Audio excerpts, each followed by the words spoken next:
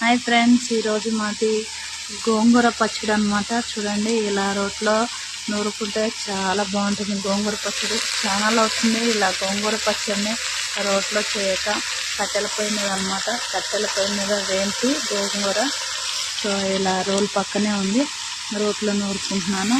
మీకు ఇలా కట్టెల మీద చేసి ఇలా రోట్లో నూరుకునే పచ్చడి ఎంతమందికి ఇష్టమో కామెంట్ చేయండి. చిన్నప్పుడు అమ్మ వాళ్ళు బాగా చేసేది. మా పొయ్యి కూడా ఎలా ఉందో కామెంట్ చేయండి. పొయ్యి అయితే నేనే వేసుకున్నాను. మా పొయ్యి ఇది 2-in-1 టైప్ అనమాట. ఇటు మంట పెడితే ఇటు కూడా వస్తుంది. సో ఇప్పుడైతే ఖాళీగా ఉంచాను. అంతా ఇలా కొంచెం అంటే అది కూడా వస్తుంది. 1 shot 2 birds అన్నట్టు ఒకేసారి 2 పొయ్యిలు వెలుగుతాయి.